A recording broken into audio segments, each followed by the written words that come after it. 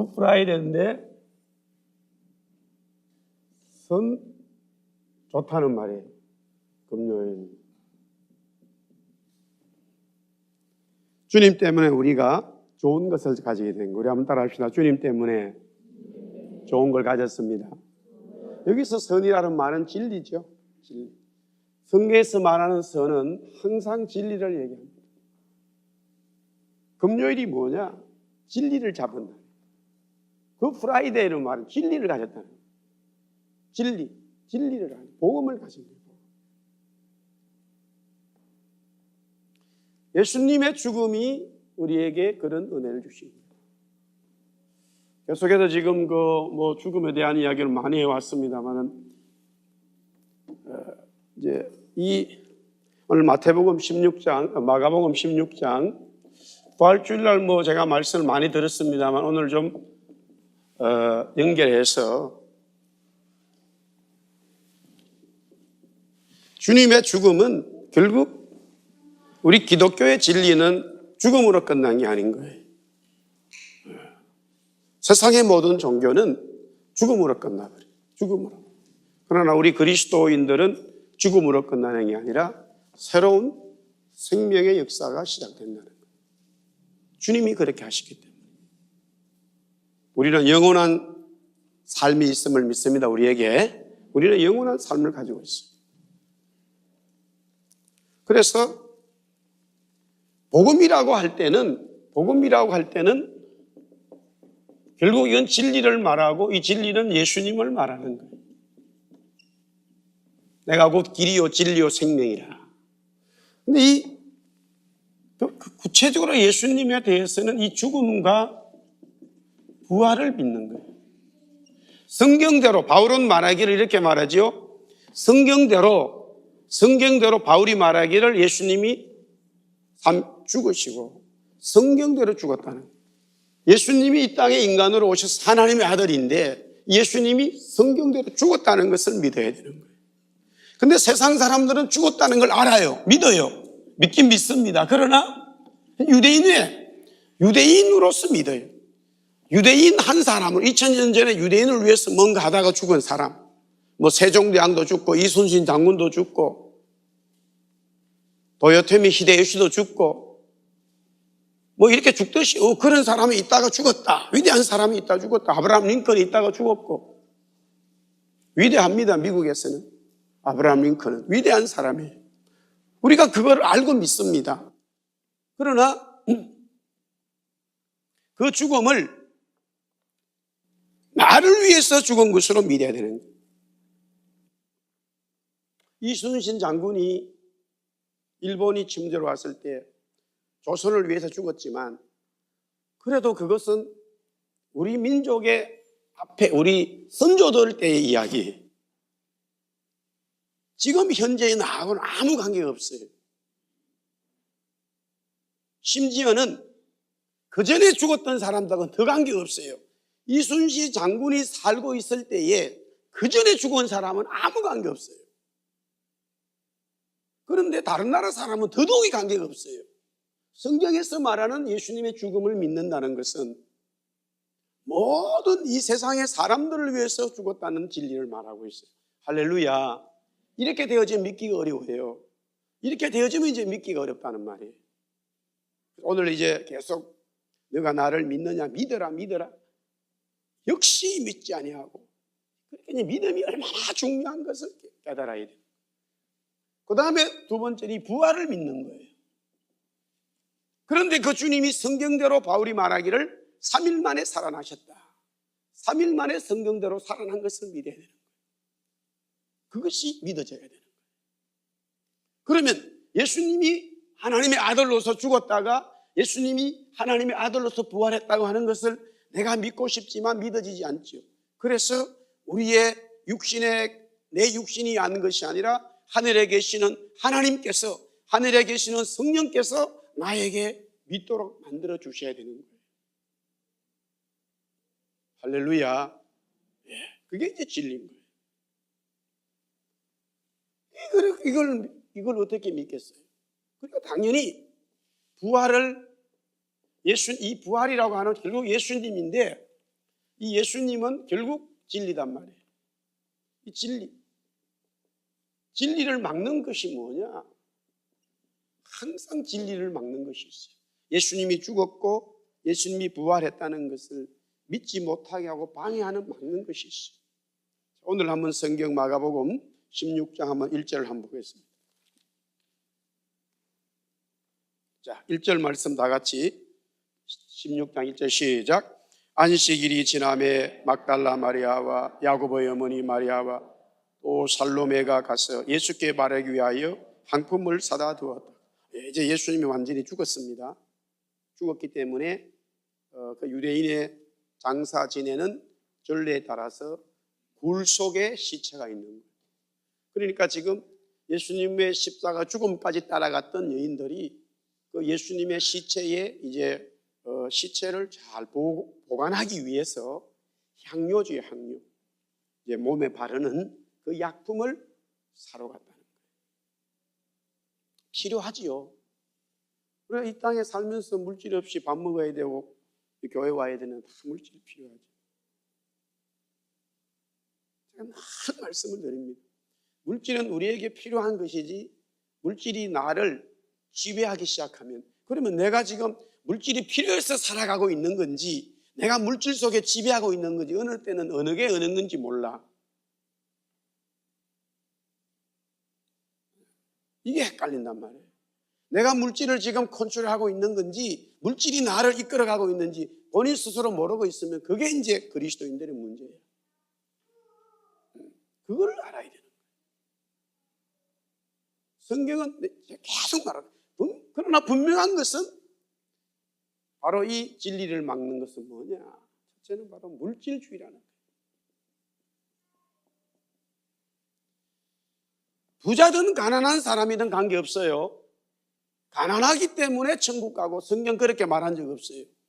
부자기 때문에 천국 가기 어렵다는 것은 물질주의이기 때문에 그래요. 가난한 사람도 물질에 얽매 사는 사람 굉장히 많이 봤어요. 저는. 평생 가난한데 물질에서 벗어나질 못해요. 모든 게 물질에 얽매여. 자기가 나름대로 노력을 많이 해봤어요. 그런데 뭐 이건희 무슨 삼성그룹처럼 돈이 안 들어오는 모양이라 엄청 물질을 위해 살거든요. 그런 사람 많이 봅니다. 뭐 우리 가족 중에도 그런 분이 있어. 그래 봐야 뭐 이제 60도 넘었지만 돈도 없어. 내가 항상 그러거든. 네 주먹 그걸 믿어라. 뭐 이래더니만 우리 형님들 얘기야.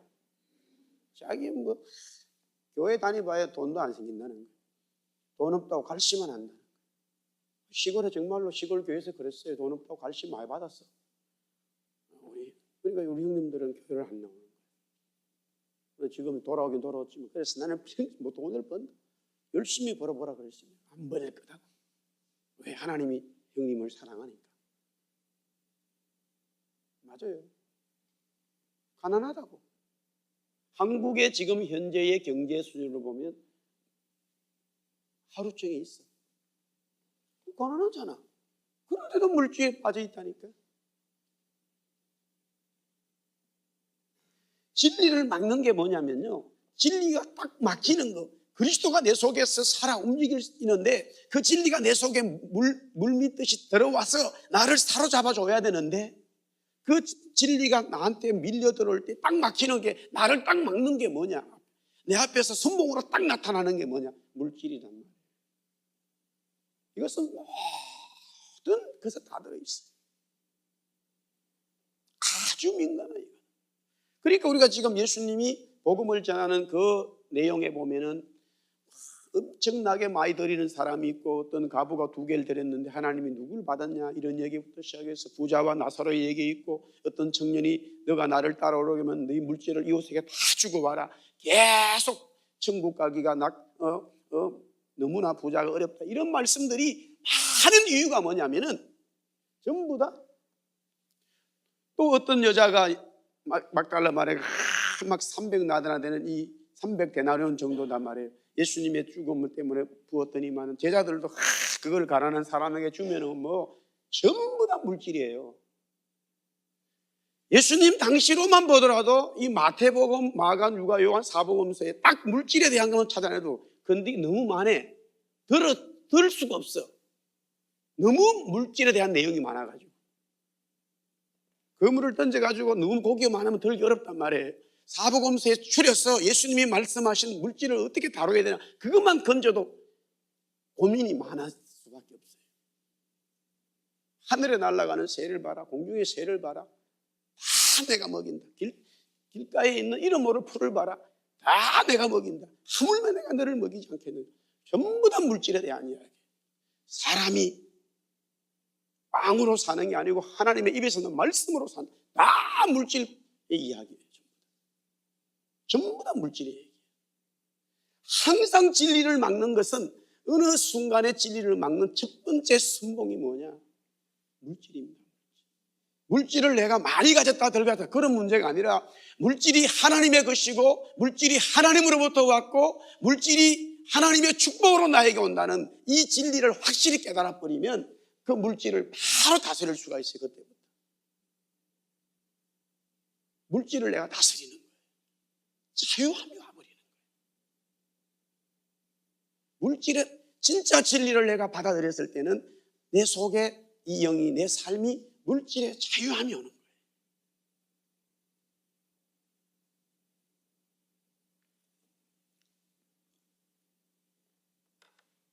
예수님이 죽으시고 부활하셨을 때 이 진리가 내 속에 들어와 버렸을 때 첫 번째 정말로 진리를 받아들이게 되면 이 땅에 하늘나라에는 이 물질주의가 필요가 없어요. 공산주의, 민주주의가 다 뭐냐? 물질 때문에 생긴 겁니다. 여러분들 뭐 사상을 배울 때 공산주의, 이 민주주의가 생긴 근본적인 이유는 물질 때문에 산업혁명이 일어나면서 생긴 거예요. 사회주의 다 마찬가지예요.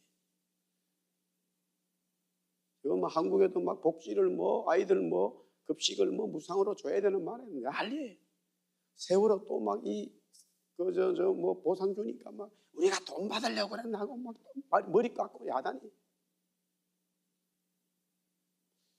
가만히 보니까 죽을 때 이상하게 죽어야 돈 받는 모양이라.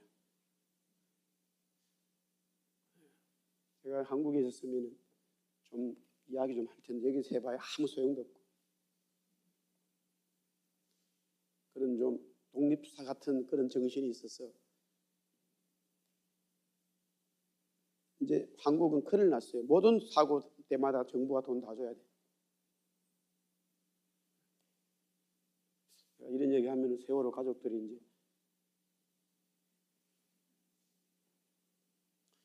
물질주의입니다. 물질주의를 우리가 깨쳐나가야 된다.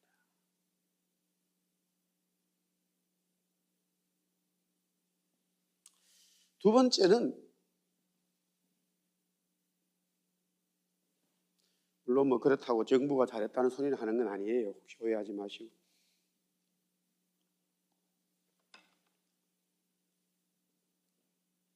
자, 2절, 3절 우리 한번 읽어보겠습니다. 2절, 3절 다 같이 시작. 안식 후 첫날 매우 일찍이 해돋을 때에 그 무덤으로 가며 서로 말하되 누가 우리를 위하여 무덤 문에서 돌을 걸러주리요. 여자들입니다. 예수님의 무덤은 시체는 그때에 돌로 이렇게 여기처럼 이렇게 흙으로 덮어놓은 게 아니라 한국도 그렇죠. 거기는 돌굴에다가 집어넣고 밖에 큰 돌로 막아놨단 말이에요. 그러니까 이제 여인들이 상품을 준비했습니다. 근데 왜 제가 이 사실은 물질 상품이 아무 쓸데가 없는 거예요. 예수님 부활했기 때문에. 그리고 이제 여인들이 가면서 또 걱정을 합니다. 누가 저 돌을 굴러주나? 누군가가 필요한 거예요. 이건 인본주의라 그랬죠. 베드로와 요한이 복음을 깨닫고 진리를 깨닫고 성령을 받고 성전에 가서 안전병에게 금과 은은 내게 없지만은 나사렛 예수의 이름을 주노니 일어나 걸으라 그러잖아요. 근데 그 사람이 누군가에 의해서 맨날 데려다 줬어요. 본인 스스로 못하니. 마가복음 2장에 나오는 사건에서도 중풍병자가 친구들이 데려다 줬단 말이에요. 성경에는 이런 사건을 많이 다루고 있어요. 누군가에 의해서 도움을 받아야 되는 사람들의 이야기를 자꾸 얘기하고 있어요. 예수님이 사역하신 게 너무 많거든요. 다 기록할 수 없다고 그러는데 이 사복음서의 기자들은 뭔가를 나름대로 픽업을 해서 만약에 1000가지의 기적이 있으면 그 중에 몇 가지를 픽업해가지고 글을 썼단 말이에요. 글을 썼다면 무언가가 이유가 있단 말이에요. 그런 어떤 에디션, 편집을 했다 그러면 글을 쓸 때에 나름대로 이유가 있단 말이에요. 그런데 성경의 예수님의 기적들을 가만히 보면 누군가에 의해서 도움을 받는 사람들이 자꾸 얘기 나와. 가만히 그 속에 들어가서 내용을 보면은 우리 인간 자체가 결국에는 뭐예요? 사람 때문에 신앙생활이 제대로 안 돼요. 전부 다 사람에 걸려 있어요. 자유함이 없어요.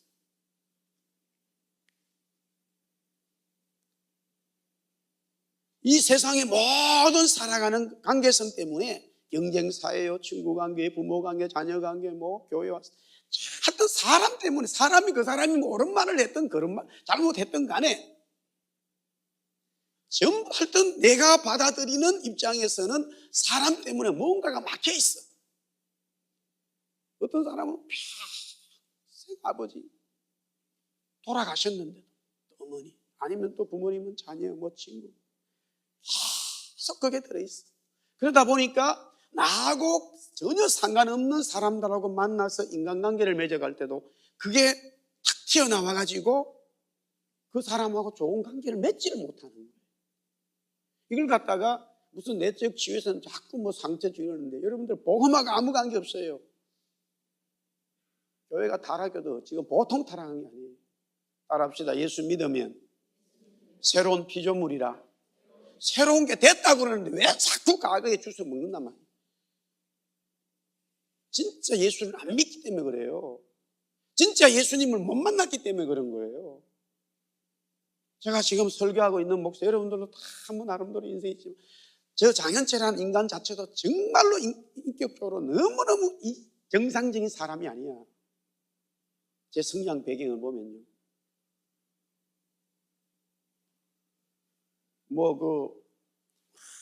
저 순회 선교단에 김용희 선교사님 그 말씀 전하는 거 혹시 인터넷 보면은 자기가 술집 아들이라고 했다는, 술집 아들이셨다는데.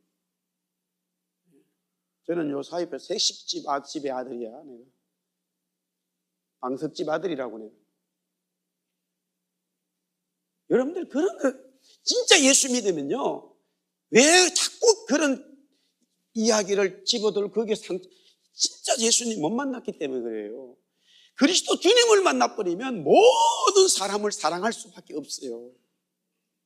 그 사람들 때문에 내가 치여지질 않는다니까. 할렐루야.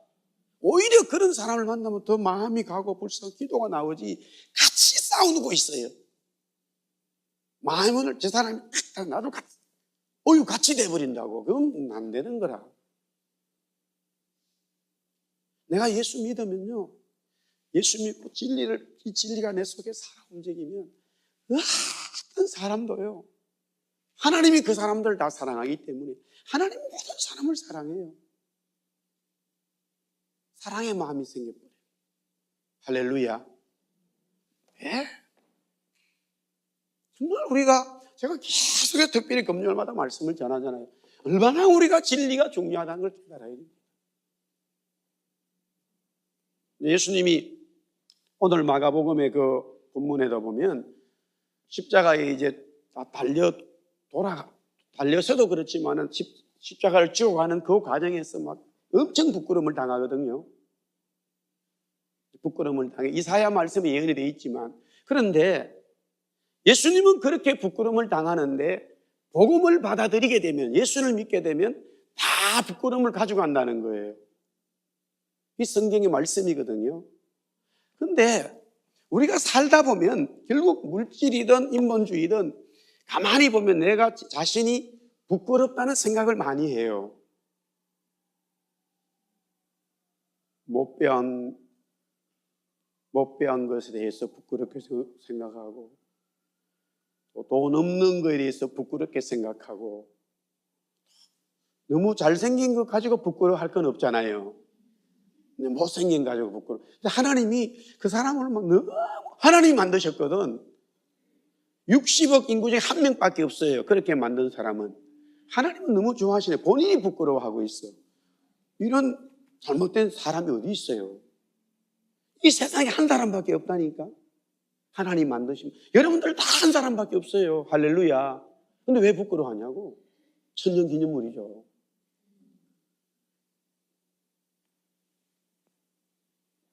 그러니까 부끄러워하는 것은 두 가지라. 첫째는 오늘 새벽에 제가 다 마찬가지인데요. 진짜 예수님을 못 만났기 때문에, 구원이 뭔지 모르기 때문에 부끄러워하고, 두 번째, 구원을 받았는데 부끄러워한다 그러면 성령의 지금 은혜가 빠져버렸어요. 제가 고등학교를 졸업하고 1년 쉬었다가요. 1년 쉬었다가 대학교 과정에 신학대학을 입학을 했어요. 그런데 그때에 저희 고향에 저희 둘째 형님 친구하고 같이 입학을 했어요. 저보다 6살이 많아요. 6살 많은 그분은 중고등학교 다닐 때 공부 완전 농띠야, 농띠 시골에서. 그때는 교회도 안 다녔어요. 그 형님 친구는. 고등학교를 졸업하고 뭐 이렇게 끌렁끌렁 돌아다니다가 군대를 갔어. 그래 군대를 제대해 왔거든요. 그래도 뭐 직장도 없다가 하여튼 자기 동생이 저하고 동기인데 초등학교밖에 못 나와서 정신이 이상이 됐어. 그래가지고 아무리 약하고 그때 옛날입니다. 해도 못 고치니까 그 동생 저하고 동기인데 친구인데 기도원에 가가지고 그 기도원에 있으면서 형이 따라가서 케어해로 따라간 거예요. 그때 다 술 먹고 담배 피웠거든. 그런데 산에 올라가니까 술은 없잖아요. 술은 먹을 수가 없어. 담배는 가져갔거든. 그래가지고 동생하고 같이 있다가 저쪽에 이제 산 뒤에 가서 혼자 구름 과자도 먹고 그랬대요. 그렇게 하다가 동생을 케어하다가 그만 거기서 이 형님이 헷가닥 해버렸어. 은혜를 받았어. 은혜를 받자마자 바로 40일 금식 기도를 해버린 거예요. 아유, 겁나더라고. 바로 그렇게 가니까. 그래가지고 40일 금식 기도를 끝나고 난과 동시에 신학교를 간다. 이렇게 돼가지고 막 동네 완전 뒤집어졌어요. 그래서 저하고 같이 입학을 했어.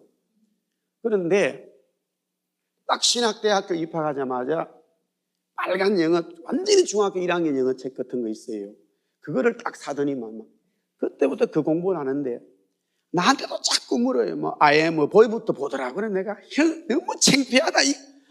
자기 한 개도 부끄러운 거 없대. 나는 막 부끄러워 죽겠어요. 내가 공부하는 것도 아닌데 목사 될 사람이 지금 중학교 1학년 영어책 가지고 막 내가 부끄러운 거야. 나한테 와서 묻고 또 이 사람들이 있을 때 물어. 혹시라도 내가 그걸 대답해 주면 나까지 실력 없잖아요. 그런데 보세요. 하나도 부끄러워하지 않는, 항상 기쁘고 감사해. 결국 세월이 흘러가지고요. 그분이 목사 됐지. 미국 가서, 미국에 생활해. 미국에서 박사학위 받았다고 선배가. 유학을 와가지고.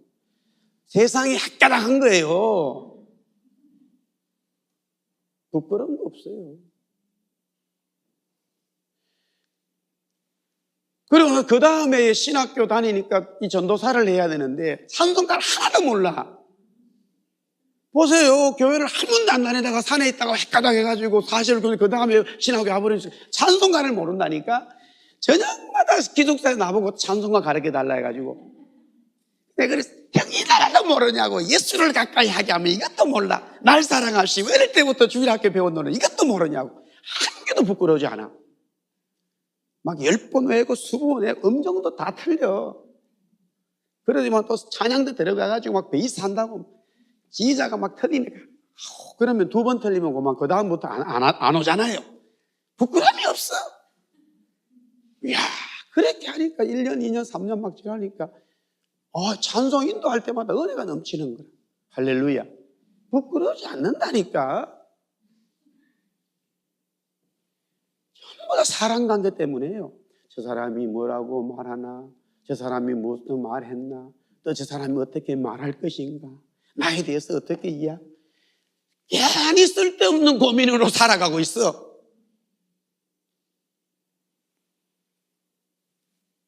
누가 우리를 위해서 돌을 굴러주지?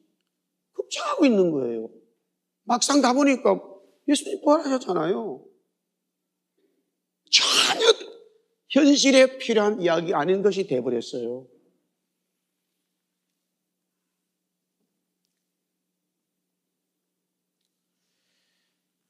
자유합니다. 할렐루야. 하나님이 모든 한 사람 한 사람 창조하시고 지으셨어요. 구원받은 은혜가 있을 때 너무나 감사하죠. 할렐루야. 네, 너무 감사하죠. 그리고 온 열방과 민족의 사람들을 하나님이 사랑하셔요. 온 열방과 민족의 한 사람 한 사람 다 사랑하셔요.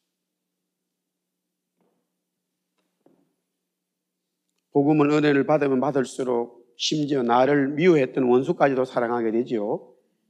예수님의 진리의 말씀이 그대로 오는 겁니다. 그 다음에 세 번째 진리를 막는 것은 결국에는 죽음이라는 것입니다.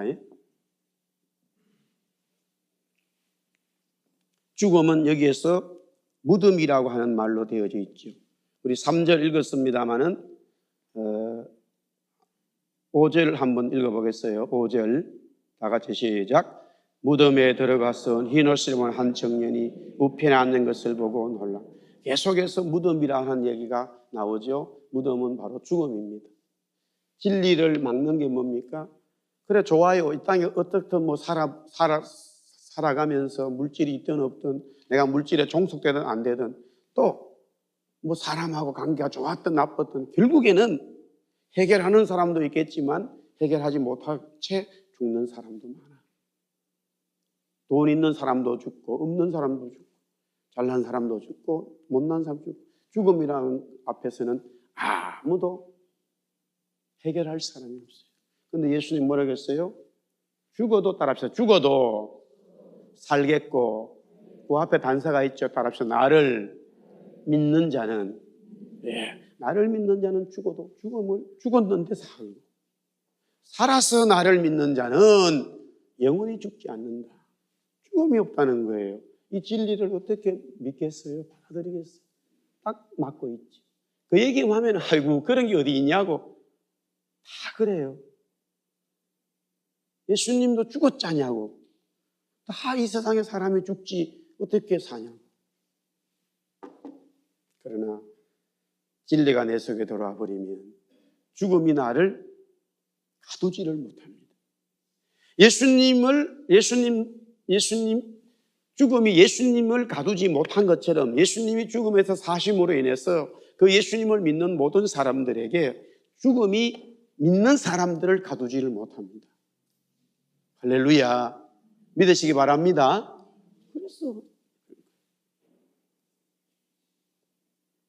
그렇다면 오늘 여기 16장에 구체적으로 본문에서 이 진리가 뭐냐 이거예요. 진리가 무엇이냐. 물론 여기 답은 바로 예수님이죠. 항상 성경의 진리라는 말은 예수님이에요.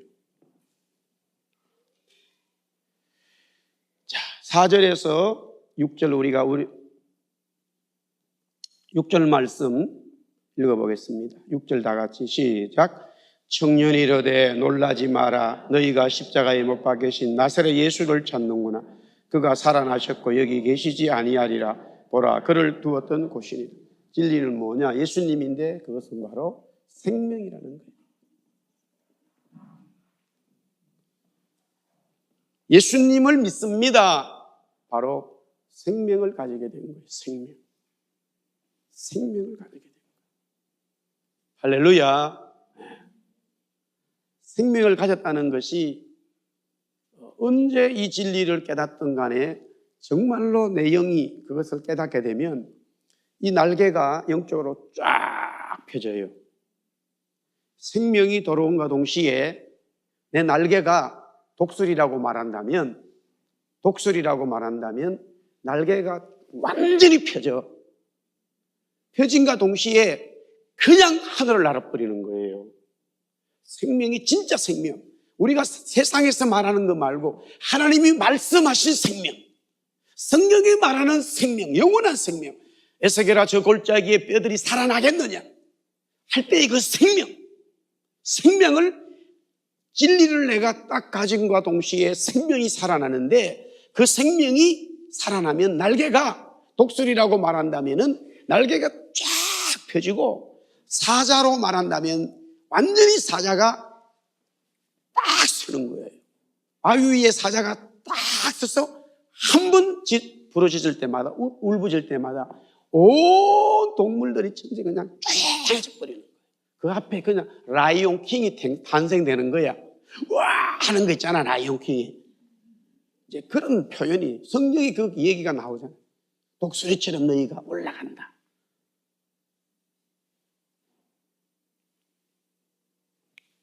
생명이 새로우는 거예요.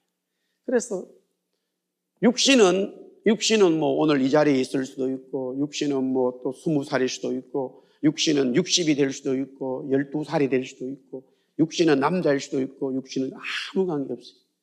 그런데 그 어떤 시점에 진리 예수님을 받아들여버리면 내 속에 영원한 생명이 쫙 들어와 버리는데, 새로운 생명의 역사가 내 속에 들어오는데 내가 두 팔을 쫙 펴지면서 몸은 여기 있고, 그래서 에스겔이 그때부터 막 돌아다닌 거예요. 그때부터 다니엘이 막 하나님이 주신 비전을 본 거예요. 그때부터 다윗이 온 전쟁에서 승리하게 되는 거예요. 다 성경. 그때부터 노아는 120년 동안 방주를 지어도 전혀 불평하지 않아요. 생명이 그 속에 있기 때문에. 생명이 없으면 불평 나와서 한 1년쯤 하나 그만둬버려. 비도 안 오기 때문에. 사람들이 얼마나 불평하는데. 그래 너희들 말이 맞아고, 아이고 내가 이 나이 들어서 뭐 하는지 모르겠네. 산에서 내려와 버린다니까. 그러나 생명이 있기 때문에 여전히 배를 짓는 거예요. 노아 할아버지 배를 짓는다. 노아 할아버지 배를 짓는다. 높은 산 꼭대기에서 배를 짓는다. 앞집에 김서방, 뒷집에 박서방, 모두 반대하여도 할렐루야. 주일학교 때 배운 거예요. 광주 짓잖아요. 짓는 거예요. 계속 짓는 거예요. 생명이 있기 때문에. 바울 보세요. 엄청 두드려 맞았어요. 40대에 그래도 감옥에 가가지고 또 생명이 있으니까 막 찬송하는 거예요. 항상 똑같은 얘기입니다. 사랑하는 성도 여러분, 우리가 예수를 제대로 알아야 돼요. 예수님은 창조주고 우주를 만드신 분이고, 예수님은 하나님이고, 예수님은 구원자예요. 그 예수가 돌아버리면 이런 역사가 일어나버리는 거예요. 할렐루야. 두 번째는 거룩이라는 거예요. 거룩. 제가 표현을 거룩이라고 그랬는데 5절 우리가 읽었잖아요. 5절에 보면은 무덤에 들어가 보니까 여러분들 참 재미있는 표현이지요. 무덤이라는 것과 흰옷을 입은 청년이라고 하는 건 컨트라스트가 되어져 있어요. 가난한 사람의 집이라고 들어갔는데 그 속에 들어가니까 밖에는요, 이게 뭐 옛날에 무슨 중앙정보부처나 안기부 그런 집들이에요. 밖에는 무슨 피자 가게인데 안에 들어가 보니까 오만상 컴퓨터가 다 있어가지고 정보에 온 집이야. 전혀 맞지 않는 컨트라스트에 있다 이 말이에요. 무덤인 줄 알고 들어갔는데 거기에 그러면 시체가 있어야지.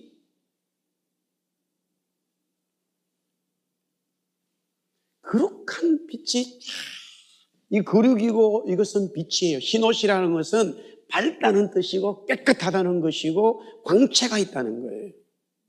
예수 영접하면 뭐냐? 내 속에 광채가 나버려요. 거룩함이 와버려요. 할렐루야. 그래 정말 우리가 예수님 알아야지. 이민생활 정말로 예수님 알아야 돼요. 고난 중간에도 우리가 얼마나 여러분들은 힘듭니까? 그러나 예수님 알고 나면은 찬송이 나오는 거예요. 찬송이 나오는 거예요. 짜증은 다 물러가는 거예요. 진짜 예수 믿으면 부부싸움 하지 않게 돼 있습니다. 근데 난 믿는데 법사 어제도 했는데 은혜가 빠진 거예요.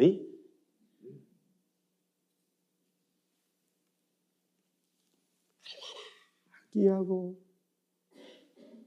감사하고 자녀가 감사하고 기업이 감사하고 남편이 감사하고 아내가 감사하고 교인이 감사하고 목사님이 너무나 귀하고 새벽마다 기도가 나오는데 너무 귀해서 나를 괴롭히는 사람도 너무 귀해. 만약에 그렇다면 다 귀한 거예요. 다 귀한 거예요.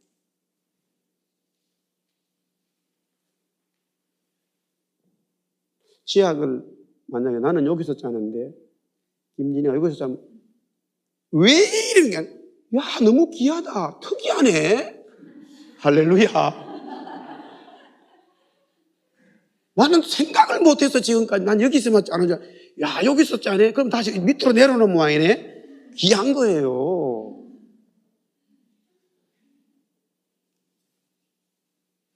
다 귀한 거야. 거룩한 거야. 감사한 거야. 왜 그렇게 안 되느냐? 예수님 모르기 때문에 첫 번째. 왜 안 되느냐? 알아도 성령 은혜 빠졌기 때문에. 상관없어요. 무덤 속에 막 시체 냄새 썩은 게 나야죠. 우리가 이제 우리 교회는 아직까지 이렇게 장례식이 많이 없었어요. 전부 다 우리는 아직까지 젊은 분들이 다 많으니까 젊은 우리 아주 나이 드신 어른. 근데 정말 예수 믿는 사람의 장례식에는요 완전히 찬양팀 나는 찬양팀 초청하고 싶어. 내가 지금만은 그런 비슷한 얘기를 했다가는 말아야 되나 넥타이 메고 막 이러면서 예배 드릴 필요 뭐 있냐고. 천국 갔다는데 할렐루야. 우리 교회는 한번 해서요 여러분들. 그런 유언 좀 하라고. 완전히 찬양 때 나가지고 할렐루야 막 이런 장례식 일이 나와야 된다니까.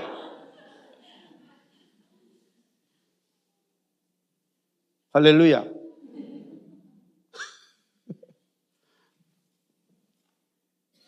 이 세상 문화가요.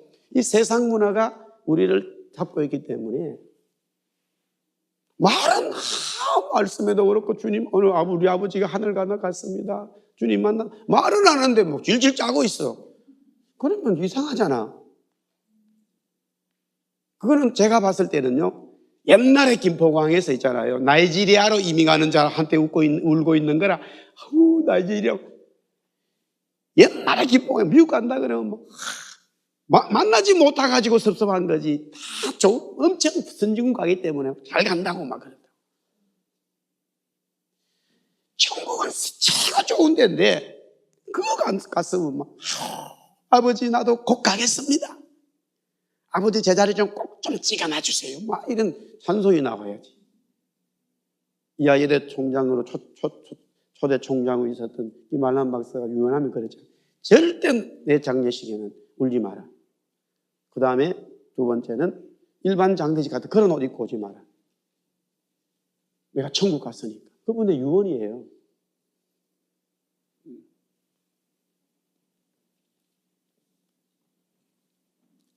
할렐루야.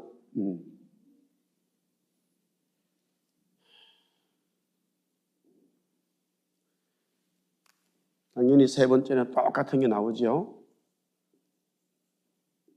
죽음이 이제 사라지는 거예요. 죽음 때문에 진리를 막지만 그리스도를 영접하면 죽음이 없어져 버리죠. 부활의 은혜가 오는 거죠. 하나님의 진리가 우리에게 있습니다. 할렐루야.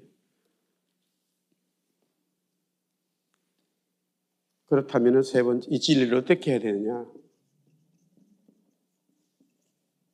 다른 거 없어요. 믿는 것밖에 없어요.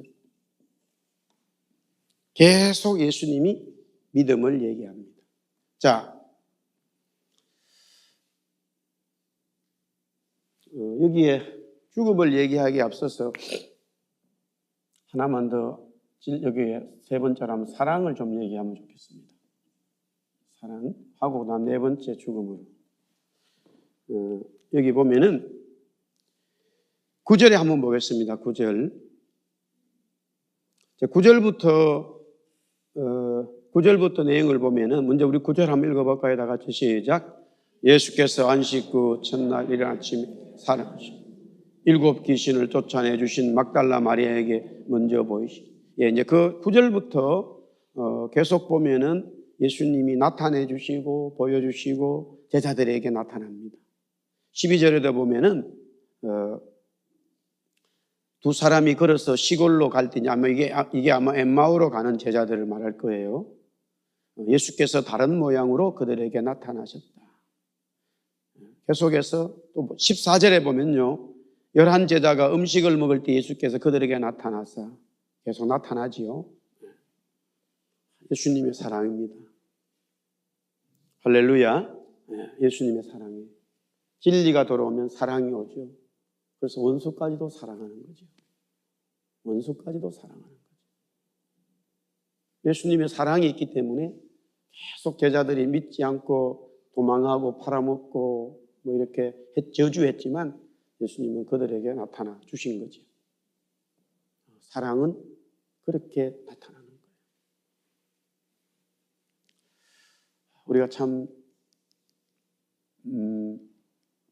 우리가 이 육신에 죽으면 당연히 주님 믿으면 하늘나라 갑니다. 할렐루야. 네, 가지요. 그런데 주님 말씀하기를 이 땅에 있으면서 이미 하나님 나라를 우리가 가지고 있어야 된다는 거지요. 이 땅에 있으면서 이미 우리의 몸이, 우리의 영이 성전이 되어야 된다고 말하고 있죠.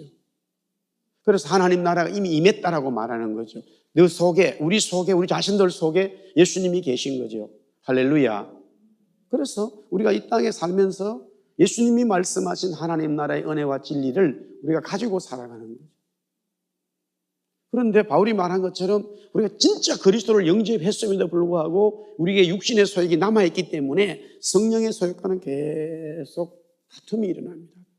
전쟁이 있어요. 거슬려요. 그래서 우리 철저히 예수님이 십자가에 죽으신 것처럼 말씀하시기를 너가 네 십자가를 지고 가야 된다. 너 자신을 부인하고. 그래서 날마다 내가 구원받은 하나님의 사람이 내가 날마다 육신의 소욕을 자꾸 접고 성령의 은혜로 살아갈 수 있도록 성령님의 은혜를 구해야 되는 거죠. 할렐루야. 그 말씀하는 거예요. 그래서 이제 세 번째는 이런 진리가 내 속에 살아 움직이려면 결국에는 믿음으로 반응해야 되는 거예요. 자, 11절 말씀 보겠습니다. 11절 다 같이 시작. 그들은 예수께서 살아나셨다는 것과 마리아에게 보이셨다는 것을 듣고도 믿지 않으니라. 자, 그 다음에 보세요. 13절 보세요. 시작. 두 사람이 가서 남은 제자들에게 알리었으되 역시 믿지 아니하니. 계속 믿음을 대한 얘기가 계속 나오는 거예요. 그 다음에 14절 보세요. 14절 시작. 그 후에 11제자가 음식 먹을 때에 예수께서 그들에게 나타나사 그들의 믿음 없는 것과 마음이 완악한 것을 꾸짖으시니 이는 자기가 살아난 것을 본 자들의 말을 믿지 아니하니라. 믿는 자에게 복이 있는 거예요. 따라합시다. 믿는 자에게 복이 있다. 여기서 믿지 않으면요, 바로 믿지 않는다는, 성경에서 저 사람은 마음이 완악한 사람이야 라고 말하는 것은 다른 게 아닙니다. 믿음이 없는 것, 이것을 갖다가 마음이 완악하다라는 거예요. 여기에 믿음이 없는 것과 마음이 완악한 것이 동격적인 처리가 되어 있어요. 믿음이 없는 게 뭐냐? 마음이 완악한 거예요. 그러니까 성경에서 말하는 교만과 겸손, 마음이 완악한 거, 우리가 일상생활적에서 말하는 전혀 달라요, 개념이.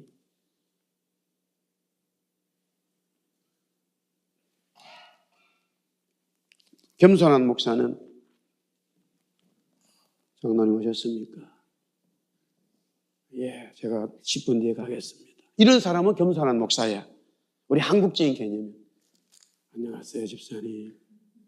할렐루야. 이러면 되는 거예요. 이러면 겸손한 거예요.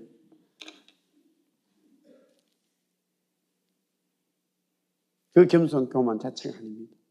성경에서 겸손은 뭐냐? 하나님 말씀대로 사는 자를 겸손이라고 합니다. 우리는 자꾸 우리의 유교적인 것이나 사람 관계에서 모든 신앙을 판단하는데 성경이 뭐라고 하냐? 성경이 믿음 없는 자를 마음이 완악한 자라고 합니다. 믿음이 없는 이 바리새인들 서기관들 양심의 화인을 맞았다고 그래요. 예수님 말씀에 양심이 완전히 콘크리트단 말이에요. 아스팔트 딱딱하다 이거예요. 왜? 예수님을 믿지 않기 때문에. 우리 밴쿠버의 사랑교회는 마음이 옥토가 되어야 될 줄 믿습니다. 그래야 예수님의 말씀이 거기에 떨어지면 자라가지고 열매가 맺히는 거예요. 왜? 믿음으로 반응하기 때문에. 믿음으로 반응하기 때문에.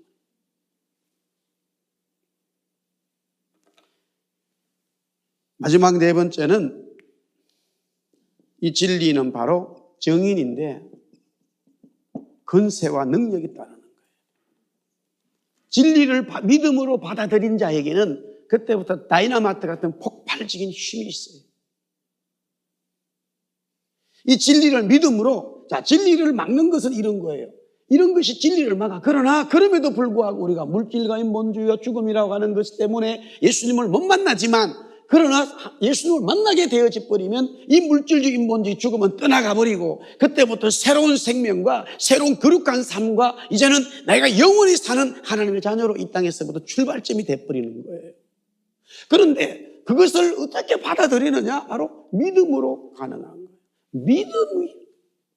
믿음으로 그렇게 되어진 믿음을 가지게 되어지면 이렇게 변화된과 동시에 이제는 뭐 생명이 있다, 거룩하다, 죽음이 당장 안 보여요. 눈에 보이는 게 없어요. 어느 날 엄청 은혜 받았지만은 내가 새로운 생명이 난 새롭게 태어났어. 나는 본 어게인 됐어. 나 거듭났어. 막 소리 치렀을 때에 옆에 사람들이 소리 친 것을 듣는 거지 그 사람 속의 거는 보지를 못해.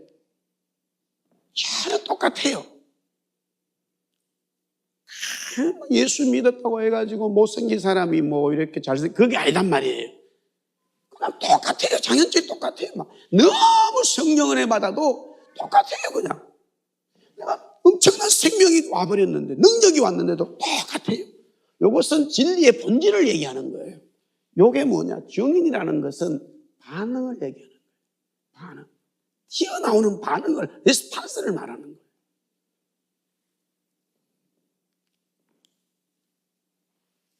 예수 믿습니다. 나 예수 믿어요. 한 개도 반응이 없어. 그거 거짓말이라니까. 지금 너무나 우리 한국교회는 자꾸 싸발라줘 버린 거예요. 능력이 없어. 그러니까 하나님 앞에 복음을 전하고 물질을 드려야 되는데 이거 10,000원짜리 낼까 말까. 그러니까 5,000원만 내지 뭐. 우리 교회는 그런 분 없겠지요. 예. 전도사 때 그런 사람이 있더라고요. 막 말은 뭐 엄청 잘해.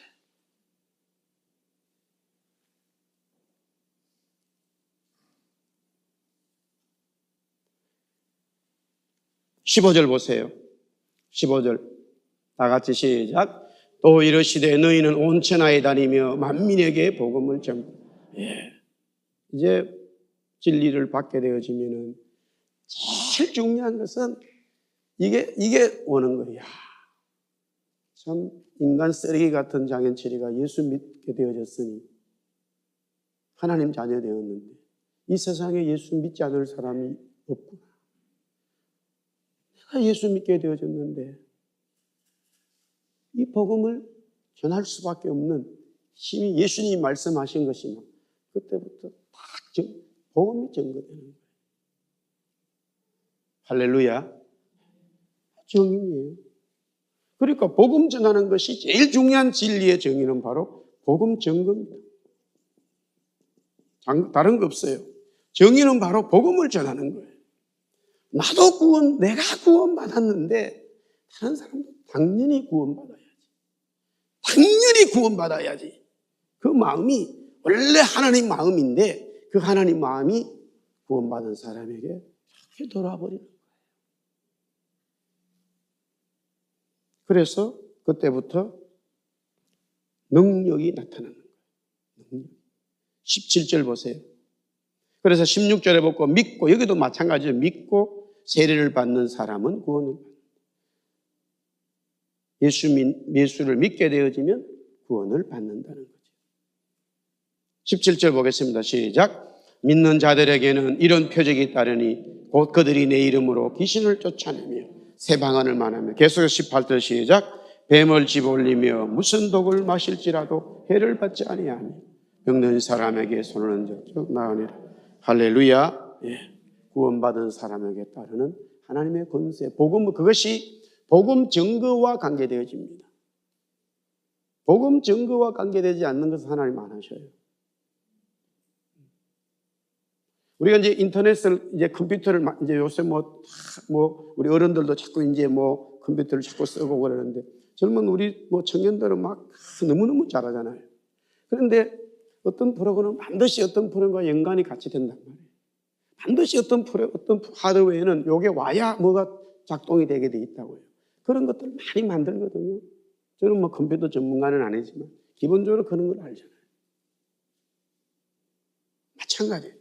이런 능력이라고 하는 것은, 그리스도의 능력, 권세는 마귀를 쫓아내고 손을 얹고 기도하면 병이 낫고 또 독을 마실지라도 해를 받지, 이 모든 것들은 복음을 전할 때와 연관되어져 있습니다. 할렐루야. 그래서 교회는 그리스도를 영접하고 그 그리스도를 온 열방과 민족에 복음을 전하는 거예요. 이게 성경의 진리입니다. 오늘 창세기부터 계시록까지 오늘 마가복음 16장 다 들어있어요. 이 성경의 진리를 저와 여러분이 딱 붙들면 되는 거예요. 그리고는 내가 살아가는 삶에 요동할 필요가 없어요. 이제 내가 딱 표적을 더 이상 들을 것도 없어요. 그것을 위해서 살아가는 거예요. 그것을 위해서 자꾸 기도하고 맞추는 거예요. 거기에 함께 이런 사람들이 같이 증인들이 모이는 거예요. 그게 교회가 힘이 생기는 거예요. 할렐루야. 그래서 따라합시다. 교회의 주인은 장현철 목사다. 이렇게 되면 안 된단 말이에요. 따라합시다. 교회의 주인은 예수님입니다. 할렐루야. 그분이 살아나십니다. 저도 그분 주인을 모시고 있는 한 파트너로 일하는 분이에요. 아무것도 아니에요. 개척했다고 하는 거 아무 공로도 없어요. 0.001%도 없어요. 그냥 주님이 이 교회의 주인인 거예요. 우리는 2015년 굿프라이데이를 맞이하고 부활절을 맞이하는 거예요. 정말 이 진리이신 예수님 때문에 기뻐하고 감사하고 구원받고 기도하고 온 열방과 민족에 복음을 전하는 거룩한 교회 성도 되기를 주의 이름으로 축복합니다. 네, 기도하겠습니다.